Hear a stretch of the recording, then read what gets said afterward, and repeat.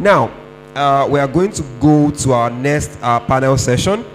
I'm going to introduce a few people, and my co-host will do justice of our lead panelist. Please put your hands together for Mr. Maruf Adewale, our moderator. Please put your hands together as he comes up. Say, do not stop clapping. Continue to clap. When you clap and people are walking, they get encouraged. They walk faster. They are more confident. They stand tall. Please put your hands together for Mr. Maruf Adewale. Thank you very, very much. Also, in the same light, I will call on stage my very good friend. I've just seen him for the first time since we started talking. Mr. Segun Oladele. Please put your hands together as he also comes on stage. Now, I have someone else I need to, call before we call our lead panelist. I hope she's in the hall. Ms. Leah Ogunleye, is she around? Please put your hands together for her as she also joins them on stage. And I'll leave my co-host to do justice to, our lead panelist as he also joins them after she's done introducing him. Okay, so for this panel conversation, our lead panelist is Omotunde Adetula, the head of software development, Waka Now. It is really a great privilege and opportunity to be sitting in this room with every one of us, and also with our panelists who will be sharing insights into what they do and their experience, and hopefully we would be able to pick one or two things from what they are going to say and impute this into our own personal lives. To start with, Mr. Omotunde Adetula, can you share with us what your journey has been like and how you get into your current role? Okay. Okay, let's say good afternoon, everyone. Okay, my journey, it's been a long time coming, like they say. But I think I started the journey probably about 15 or just over 15 years ago. So I'm one of those you call probably veteran in the tech industry. But it's been a journey, and I love to speak about events like this so that the younger ones or people that have interest in coming into tech, they have a feel of what it takes to come into tech, what the effort that is required and commitment, and essentially also how you're able to be able to excel and thrive in tech. I got into tech because, I read mechanical engineering in school, and after school, I just felt like everybody was trying to go to the oil and gas and all of that. It wasn't really one of those things that I was interested in. Also, those were also the days that everybody wanted to also work at the bank. That seemed not to also be my background. But essentially, after my youth service, I got a training institute, let me not mention the name. Then they said they were doing scholarships, even though the scholarships as at that time was a lot of money, probably almost with scholarship as at that, probably maybe close to 500,000. But it was an investment that I needed to make because knowledge is important to whatever you wanted to achieve. So that investment was made, and that time it was an Oracle database administrator. So that was my inroad into tech. But when I got into that, because in my head and in my mindset, I had little knowledge. Look, this was a long time ago. It wasn't now that everybody could have access to trainings or to what tech was about. But essentially, what it was about was that I got into it, but I was not excited the way I wanted to be excited, because in my head I wanted to build things. So it was after I got in and I was doing database administrator, right? I was doing all of it. Then I was asking my trainer, look, as at that time, the way you were trained is that, you're a database administrator. They will teach you all the parts of it. They teach you PL SQL. They will teach you all of those things. But I'll have to go to the database and write all of those queries myself. And I'm like, people that will use applications that we're supposed to build, I'm not going to be cramming all of these things now. And so it was there my tutor told me, no, if you want to do that, that's another line altogether. then I'll have to do another training on software development and all of that. I say, wow. So, but I concluded my database administration training and all of that. It took me about 6 months to do that. I finished it, but that was just the learning part. So after that, but all of this was not even in Lagos. I came down to Lagos. Fortunately, I had an uncle that had a friend that had a software firm, and there were not a lot of it that time also, that firms that were strictly not into IT services but strictly software development. So what happened? The company was struggling. They didn't have money. They didn't have money. They didn't have essentially a lot of things to do. So my uncle's friend told me, look, we don't have money to pay you, but if you're ready to come, we are ready to train you and you're ready to learn. And for me, I was excited about it. So I literally worked for almost 6-9 months without pay. But I was going to the office every day. It was exciting for me because I was learning. And from that point onwards, I learned something. And that has been probably one of my cardinals in my journey in tech. Money is not the driving force. The value, your understanding, your knowledge is your value. So if today you drive to acquire knowledge, tomorrow, and probably where you are right now, or wherever you are acquiring that knowledge, you feel that that knowledge is not well appreciated, don't worry. That place you are acquiring the knowledge is not where you will be paid for it. Somebody else will come and pay for that value. So if you feel right now that you're probably, so that was literally my journey. I started out, then I got building, stayed there for a bit. Then, then the journey started out, moved from one industry to another, then worked on different projects across things. And I'm proud to say that I probably worked on a lot of projects. Probably the first educational portals, I was part of it. The first JAMB, CBT that went all over the country, part of the project. From there, went to the banking sector, they went to hospitality and back to Wakana also, that we're also doing what we're doing. So essentially, that's my journey, so that I don't speak too much. Yeah, that's a really big and impressive portfolio. I hope we could match you when we grow up.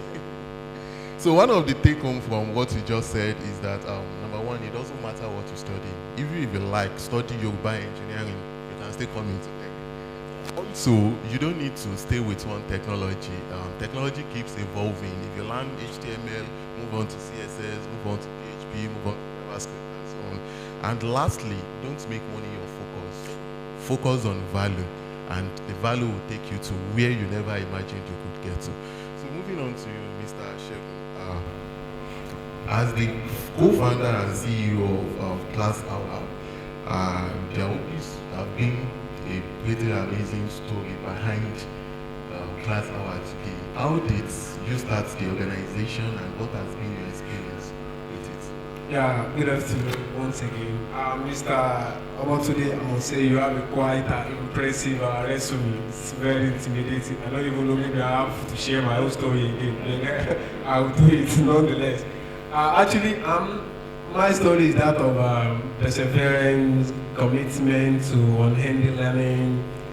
It's full of up and down. I was a former state president of one of the best universities of technology in Nigeria, which is, we always spread ourselves as the best, which is the Federal University of Technology, Akure, and it happened to be your own alma mater too. I got to know we graduated from the same university, from the same department, just about 3 days ago.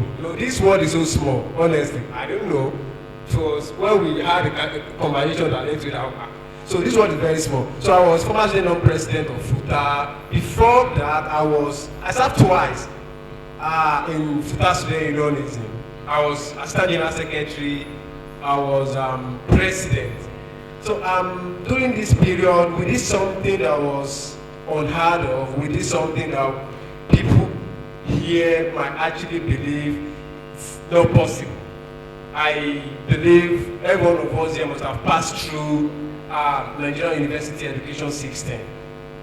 We had a crisis in FUTA at that time that made it so very difficult for academic activities to resume, but with the junior level and myself, we were able to run a complete semester without non-academic staff. That's the first time something like that will happen in any of Nigerian university. We ran a complete semester without non-academic staff. Where am I going? This thing took a lot from me. Honestly, it took a lot. It took my academics, it took almost everything. So I had extra year. You know, in university you have extra year. You can have extra year. You can have extra year. You can have spillover. You can splash, and you can still splosh.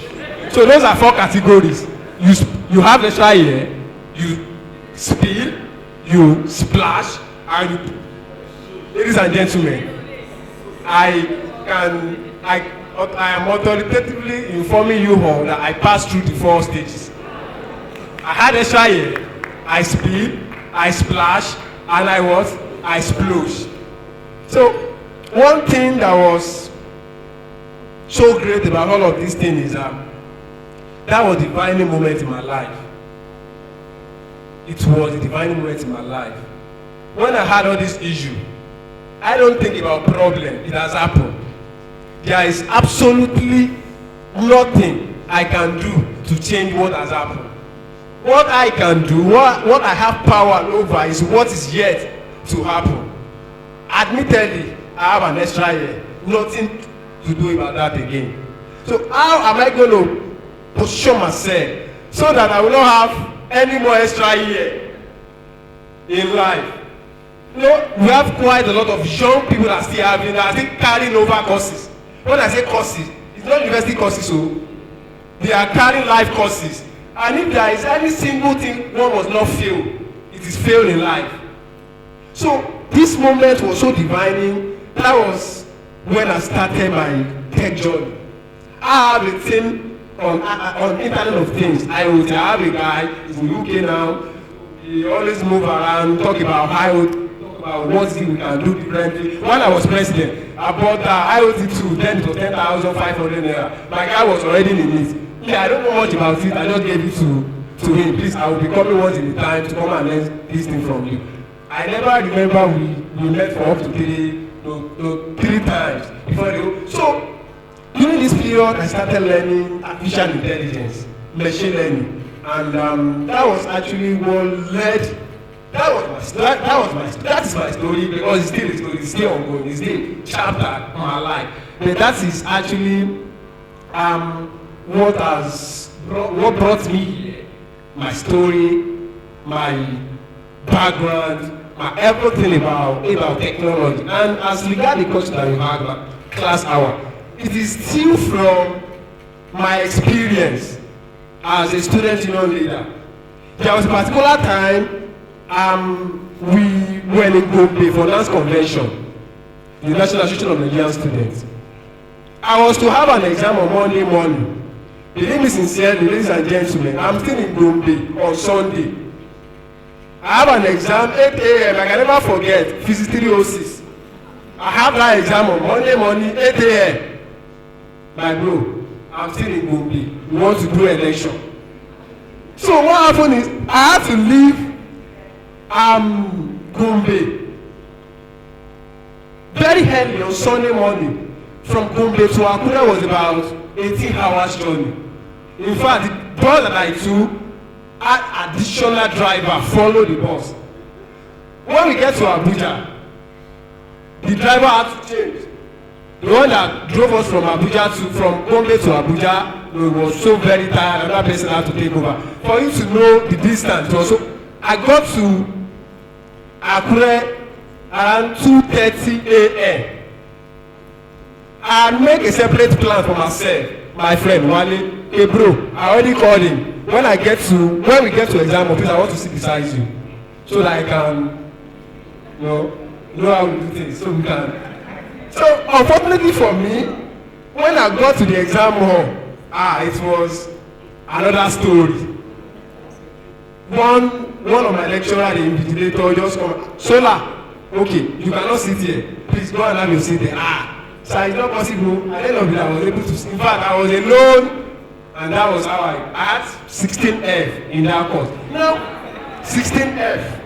No, there are some exams that you sit for that even you nobody needs to tell you that I already failed this exam. So there is nobody telling me so that you don't know but it's not possible. So I know this is something. Now what happened is I know it's my doing, it was my doing. But I didn't there was a platform at that particular time that I could leverage on, that I could easily get someone to take me through certain or core things in that course. Perhaps I might have even done better than what I had. So there was no platform of such, and that was actually one informed class hour. It is not necessary for you, for myself, to be in the same world before we can get things done. How do we bridge education gap? How do we bridge learning gaps?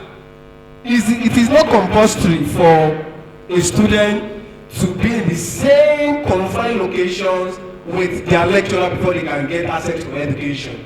And that was the class hour story. And how do we leverage artificial intelligence to bring academic closer to people that need them?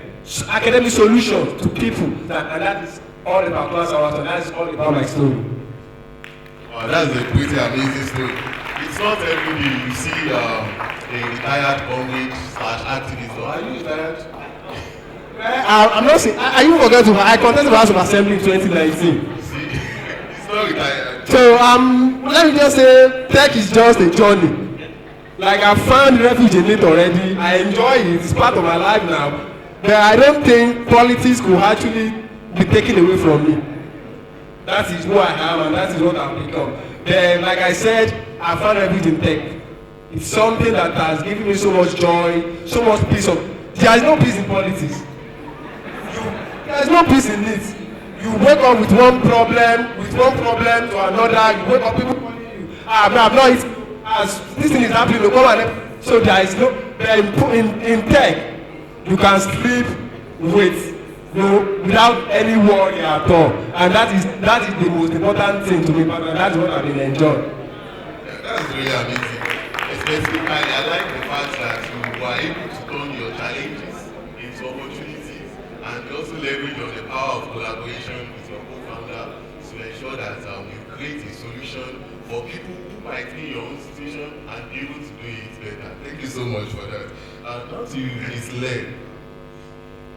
Yes. How exactly did you get into digital marketing?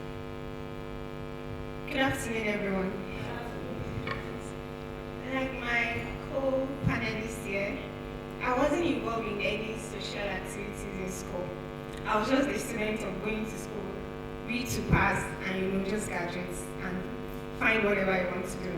So I studied English education when I was in school. I've always had a thing for learning and teaching. I was that student in primary school where what do you want to become in future? Teacher. I would actually raise on my hand and say I want to become a teacher.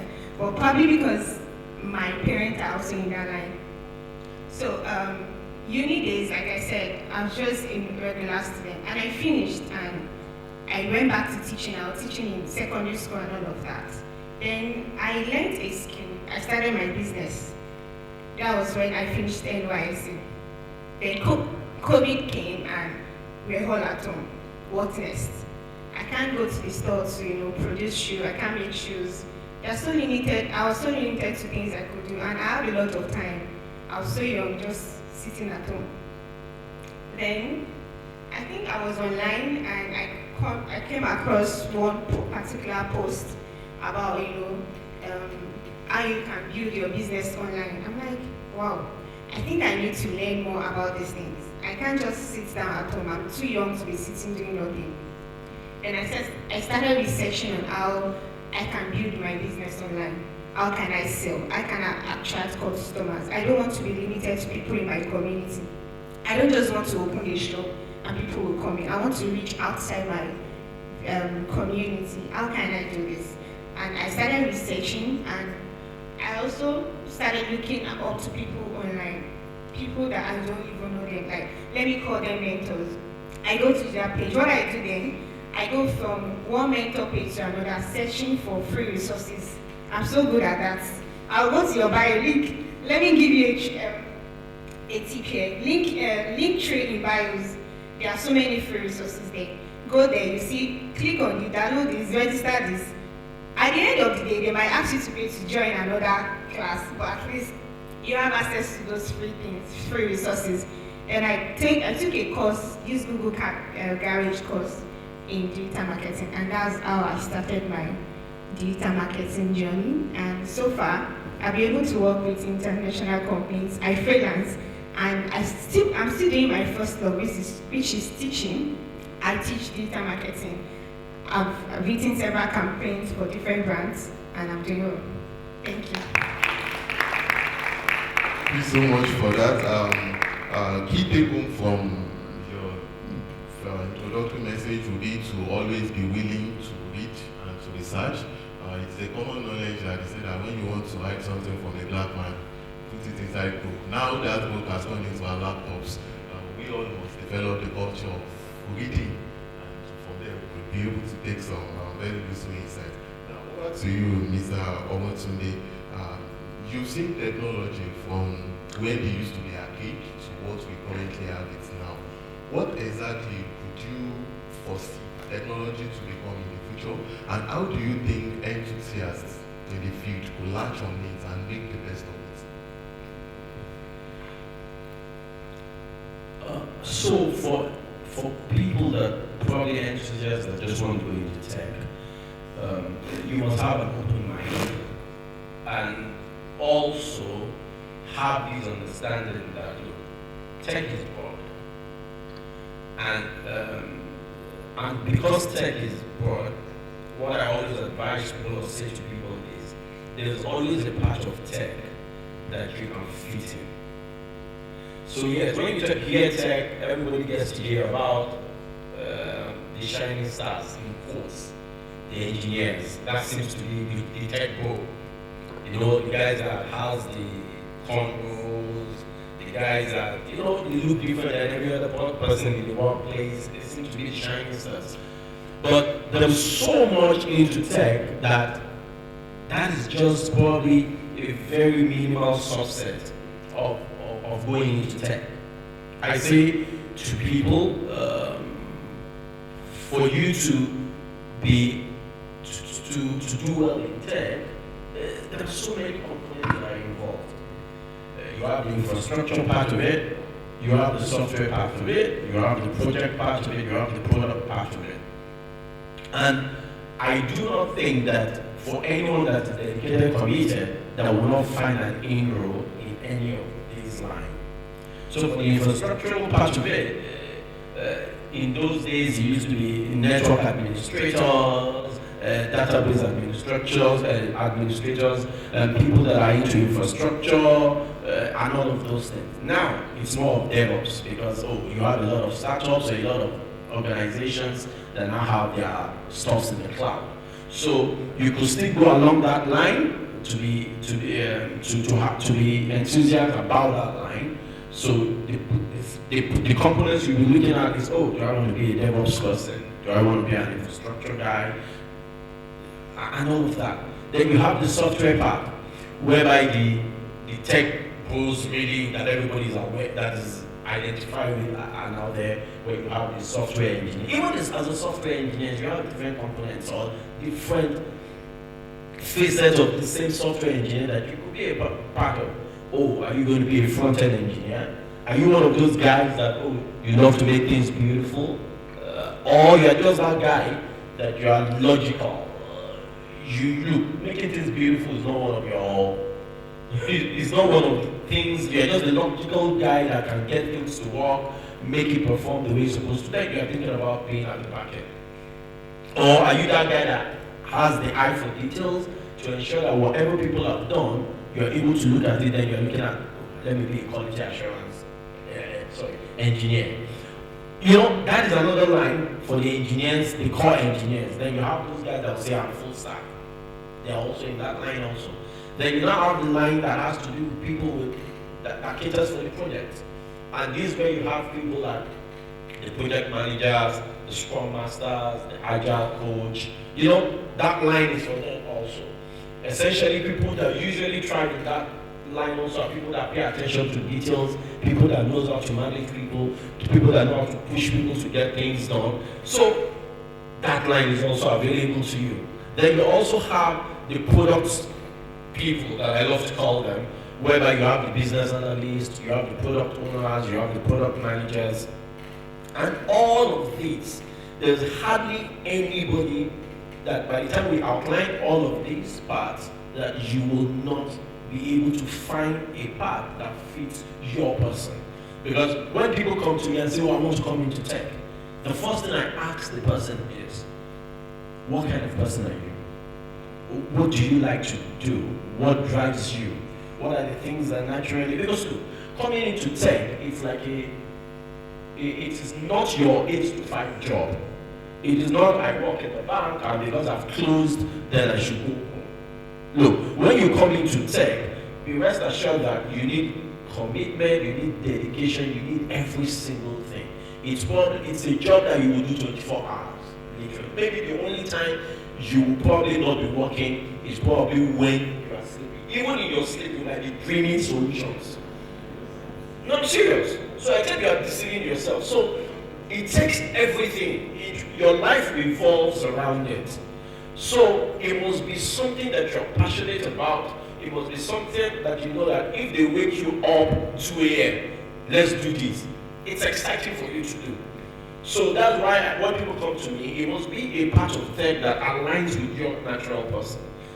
It must be something that works naturally with you. So if you are, so when I ask them those questions, so usually what I will now do is I have some specific articles about all these different sites, then I send to them. You have told me already I have something in the back of my mind what I think fits the person personally, then I now send each of all these things to the person. Then the person reads all of those articles, the differences and all, then he comes back and says, I want to do it. All you come, which one pays better? I say, oh God, go and read these things. Forget about which one pays better or which one doesn't pay better. So by the time he comes back, and based on the preliminary questions or things that I've asked the person, and says he wants to do it, I ask, what course did you read in school? It's those are the questions that I've asked, what course did you read in school? Because sometimes all of those things matters. You probably, maybe have seen very few non-science or engineering students that thrive excellently as a core engineer.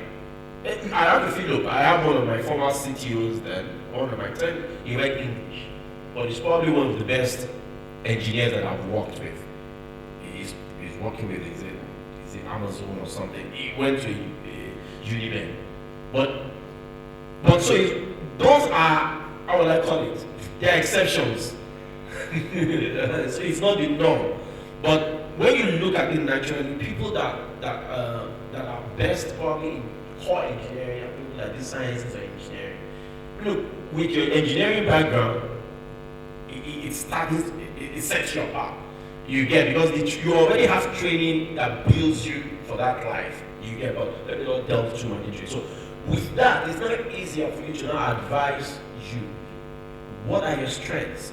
Those are the key things that matters, because at the end of the day, you don't want to pick up something that you won't be excellent at it. There's no need for you to pick up a part of the job that you won't be excellent. I've worked with people that the guy comes in to me and says that, oh, he's an intern, he's a tech guy. After working with the guy 3-6 months, I'll say, oh God, please move to QA. You can't survive in this. It won't work. So it's better for you to align yourself to where we work. Or sometimes you move the person to as a business analyst or as a product owner and things. And then you now give the person direction, okay, go and learn this, send the person's materials and the person. So essentially, tech, there is too much in tech that, or tech is so wide and broad that we have specific area of tech that can align with your person, your interest, and it's always better to look out for that things that aligns with your person the most, then you excel more at it. Thanks. I agree with you on the fact that you need to have a science background or engineering background if you want to go into core tech. You understand mathematics, you understand data structure loading, so when you program, it is easier for you to gain those concepts compared to someone who has a background in finance. But that doesn't mean those other fields too doesn't have a role to play in tech. Of course, we have tech organizations who have CFOs, and you won't take someone who is a core programmer to come and be your chief finance officer. That's part of working in tech too. So when we say tech, look, when you have an organization, you provide value. So let me give you an instance. You have a Paystack, you have a Flutterwaves, you have maybe your canal. Okay, so let's even start with Learn with Pride.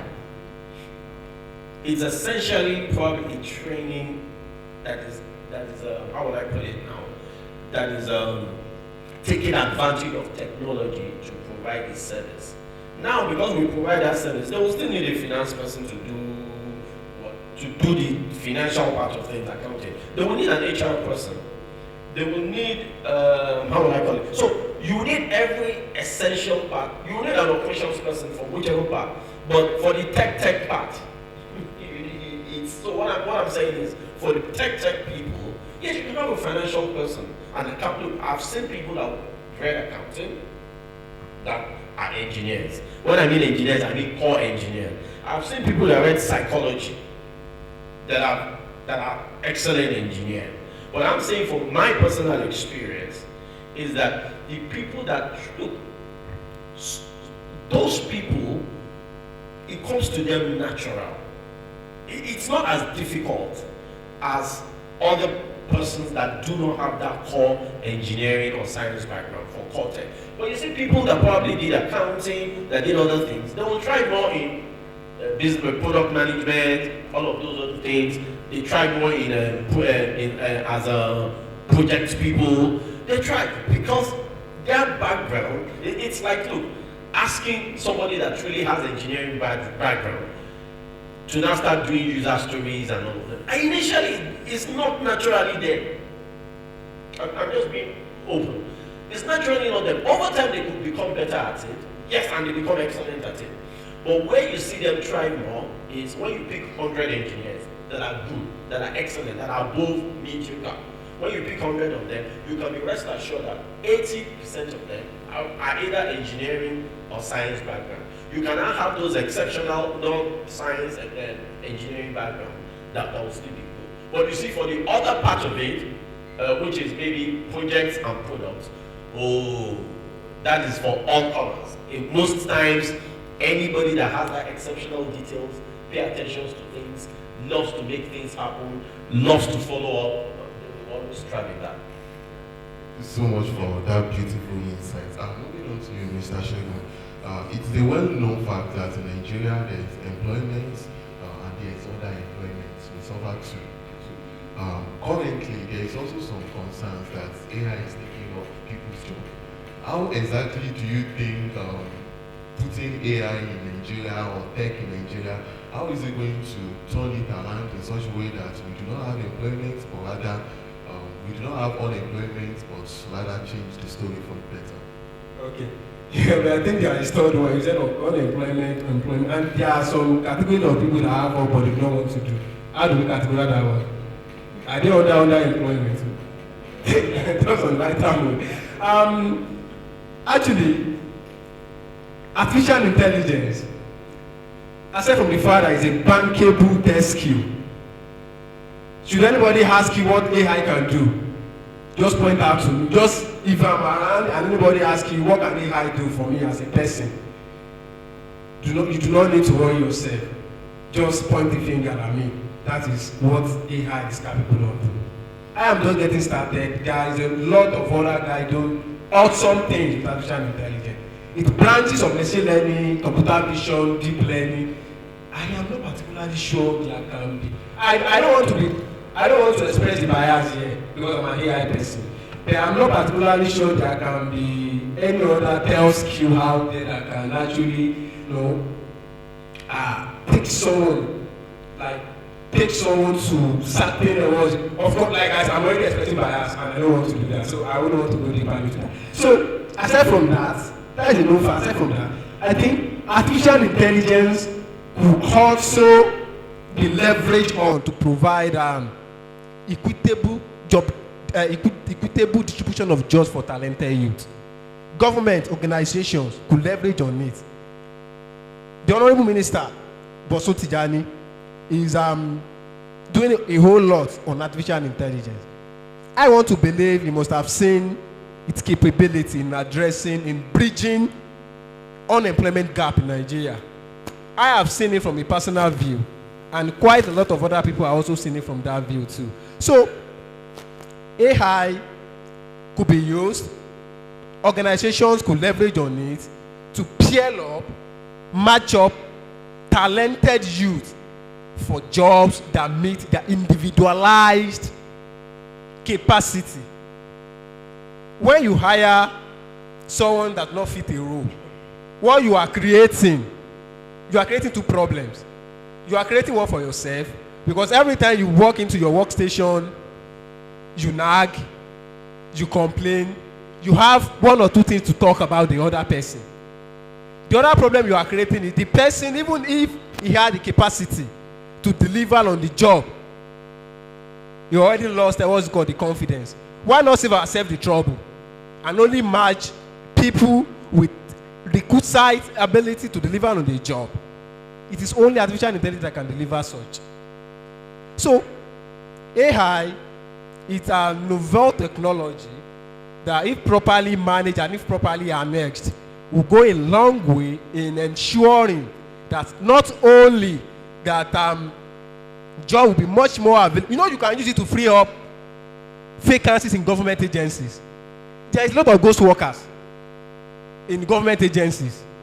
Whether we like it or not, in this our economy, government is still the largest employer of labor. I may be wrong, often I am, and I always want to be put right. But government is still the major job providers. Private sector are doing a lot, but government is also, where I'm going is there is a lot of ghost workers. People that have traveled, that have jackpot to that country and still collecting salary at home. We can use AI to free up these vacancies. Then match this AI again, then match people that are ready, that have the capacity to deliver on the job, match them with this available vacancy. By the time we start deploying AI in critical sectors of our economy, we will begin to see that there are even more jobs for every one of us that is looking for a job. It is only artificial intelligence that can provide such solutions. Go to Federal Ministry of Health, go to even private sectors, organizations. There are a whole lot of things. And one interesting part about artificial intelligence is this: even if there is no vacancy available, for example, in an organized private sector, because you know the skill, you have. Don't let me say because you are an artificial intelligence developer or something, but because you have the skill, you know what it takes to deliver on the job. Are you with me? You are equipped with all the necessary. Job could be created anytime for anybody that can deliver on it. The artificial intelligence could play even far pivotal roles in creating more vacancies that people can fill in. Okay, sorry, let me add a little bit to this. A whole different perspective. Let's look at probably, for a lot of us that started early, let's even look at 15 years ago. Who knows about who is a digital marketer?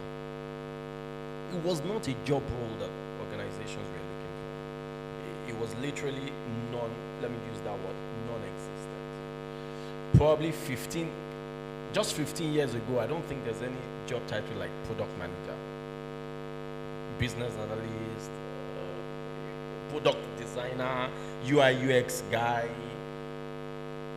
What am I trying to say? With new advents of technology or new ways to do things, it's natural. What do you think are there's always a shake, meaning that the jobs that used to seem at the jobs, right? There will be a transition. What will simply happen is that those jobs will cease to become important. The newer ones are born. It is now, so the people that are now able to still remain relevant in the new world or in the new dispensation or in the new dimension or whatever English you love to use are the people that are able to transition, learn, train themselves for the new opportunities. Is AI probably going to take away jobs? Yes. Is it going to open up new doors? Yes. The kind of job it's going to open up, can each and every single one of us that is in this all be able to fill it up? No. So let's look at it from that perspective. Look, the banking, when I was in the university, you couldn't send money.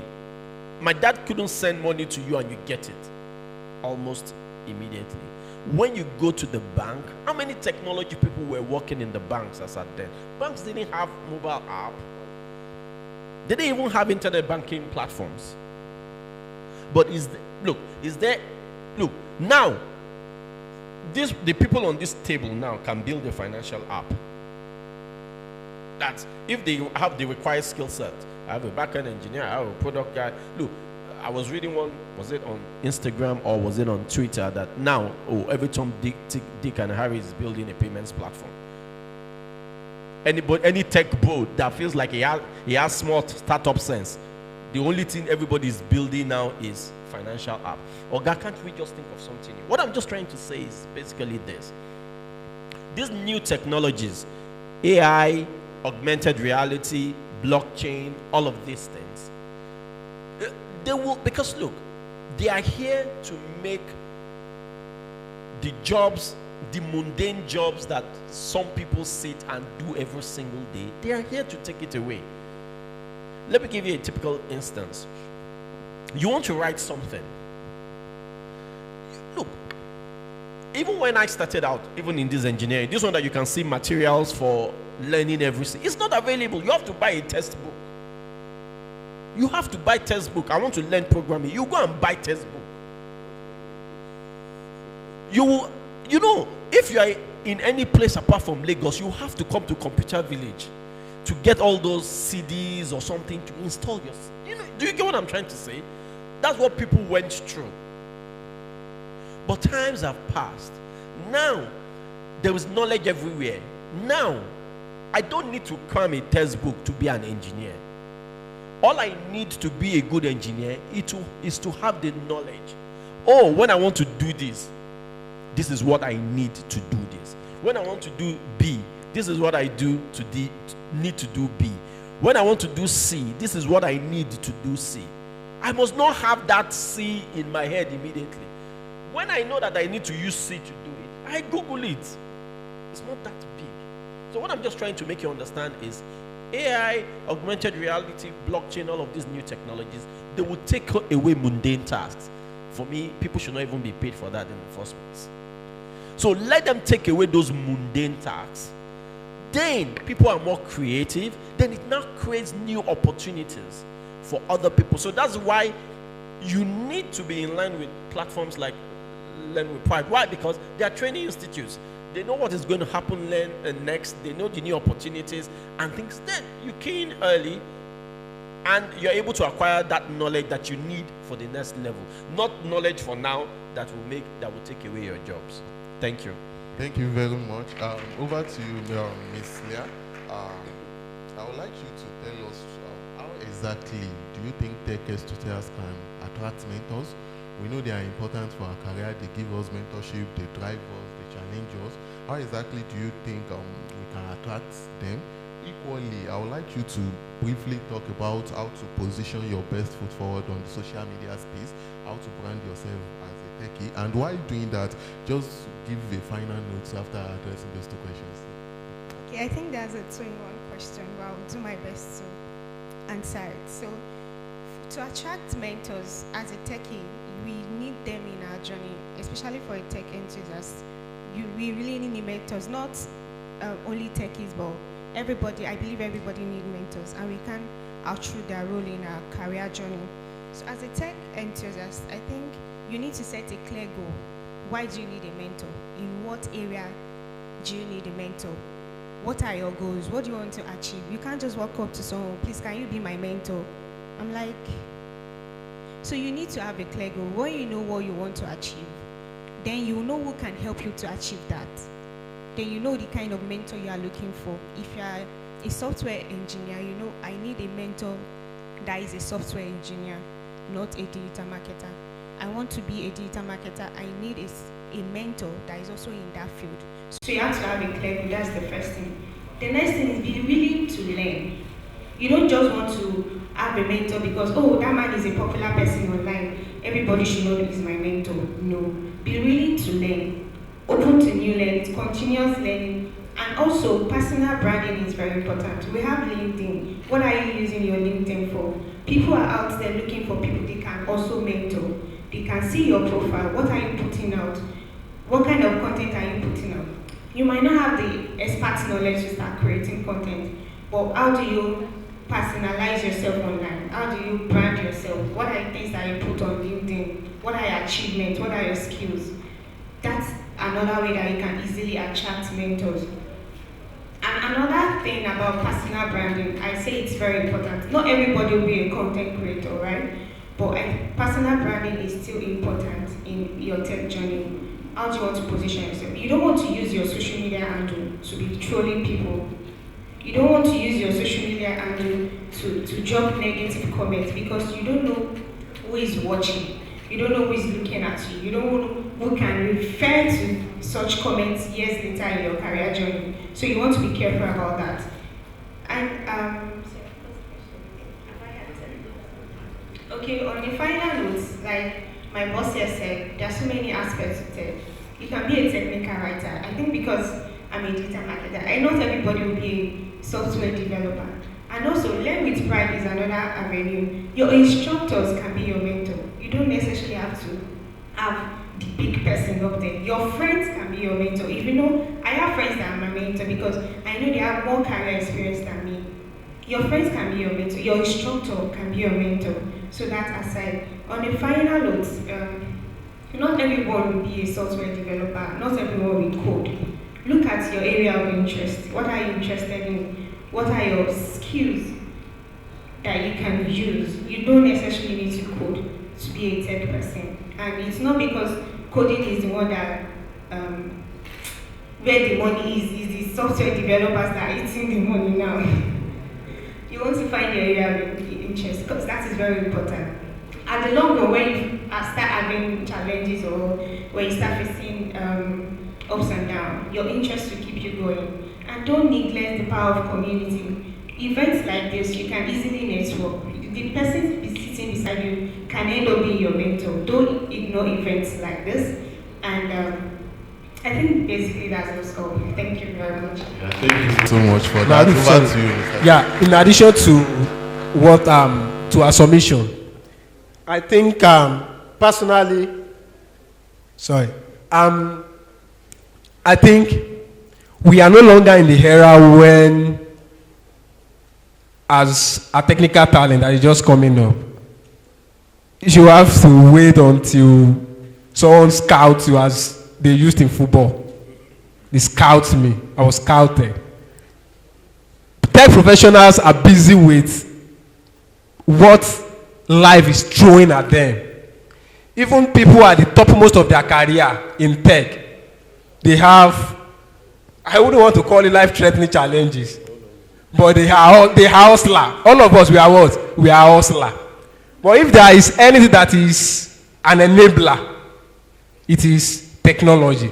So, as a talent, you need not to wait until someone reach out to you. But yes, Shola, I would like to mentor you. Approach, having put to use what she said, strategic positioning, your ability to brand yourself, especially on LinkedIn and other social media.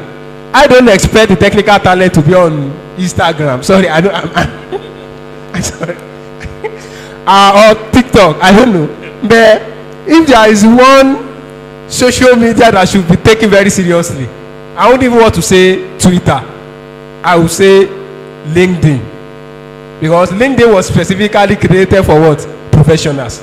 So if technical talent can leverage on that position themselves strategically and take the initiative to reach out to someone that they wish to be their mentor. And if there is anything that I have learned thus far in life, I'm talking to young guys that may be thinking of reaching out to people that that they want them to that they want, to be their mentor. You do not have to have the fear that if I reach out to this person, is he going to answer? You need to try out first. Whether or not the person reach out to you is no longer things that you need to worry yourself about. But you must have had at the back of your mind that yes, I have taken that step. I've taken the step. The rest is now left. And if there is anything that is so important in human communication that I have learned thus far, is humans' inherent ability to be appreciated, to be acknowledged, and to feel important. Even the Pope in Rome want to be appreciated, want to be acknowledged for all of the beautiful things, even though he doesn't say it. But at least I've done something I want people to say, no, we noticed you, thank you very much. The person might not actually say anything, but the person might not actually say anything, okay? But within, he will feel so happy, he will feel so acknowledged. So when you reach out to people, always try to do a little bit background check of their story, where they are coming from, where they are, the rough patches that they've gone through. When you come from that position, believe me sincerely, you are coming from a position of strength. When you reach out to people, you talk about those things that they've done, that they've passed through, and your willingness to understudy them, your readiness to learn, because you talk to them, hey, Maruf, I'm just starting out as an ML engineer. I saw your profile, read through it. I know some of the things that I might be facing presently, that I'm facing presently, and the challenges that I will still be facing in the nearest future, and those things that you as a senior ML engineer must have passed through. Will it be alright for you to mentor me? All what it takes is just 10 minutes of your time every month to ask you 1 or 2 questions about the project that I have.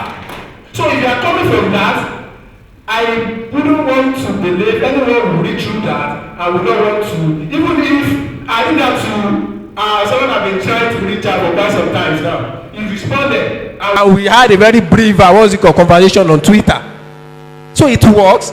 If you can leverage on that, believe me, in shortest time possible. Even my boss here, that is what I did too.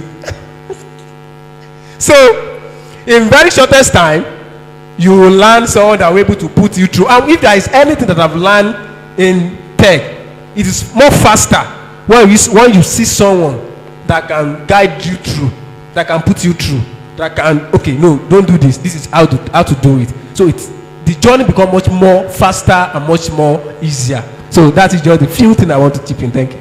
Please, I also want to add to that. What you can also do to attract mentors is check their socials, follow them, like you said, read their stories, comment on their posts, like them.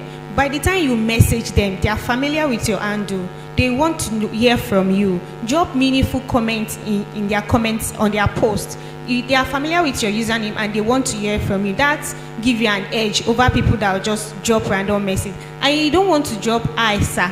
Hi, my name is." You want to go straight to the point. Greet them, state your purpose, appreciate them, and reach out. Just tell them the main reason you are reaching out to them. And I think that also helped too. Thank you. Over to you, Mr. Motuli. Final words. Okay. My final word, I think, is already probably embedded in a few of the things I've said earlier. Coming into tech, disabuse your mind. Don't make money your priority.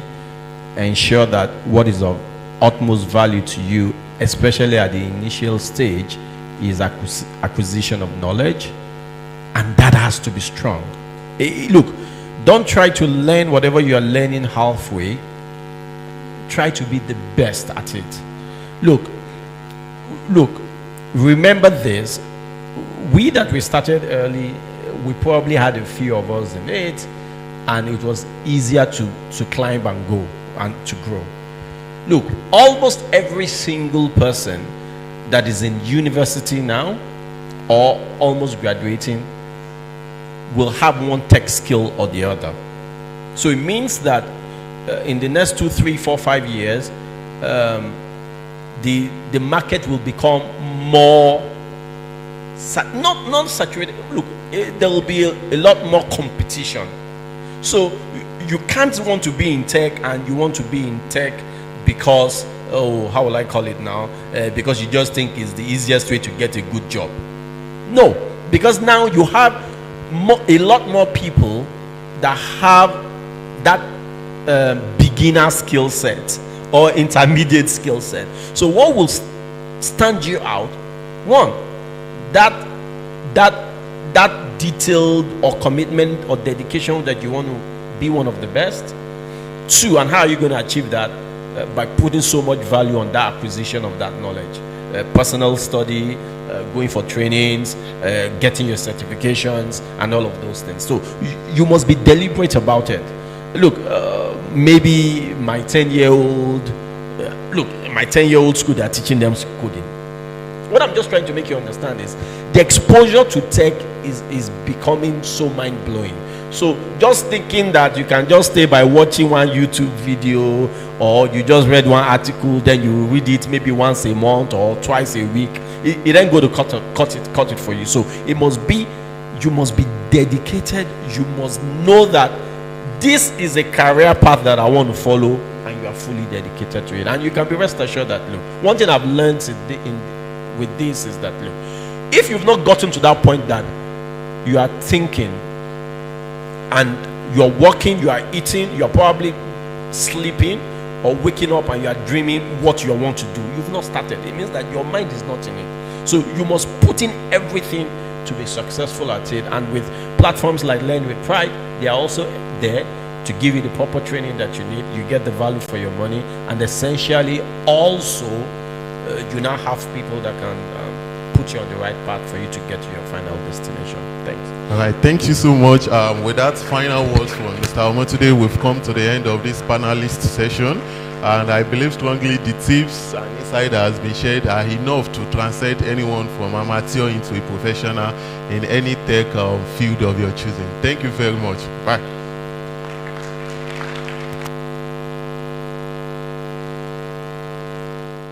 We want to call on stage again our boss, our guy, Mr. Akin Oladeji, to come and present another award. Please put your hands together as he walks towards the stage. We'll present his award. Put your hands together for them once again.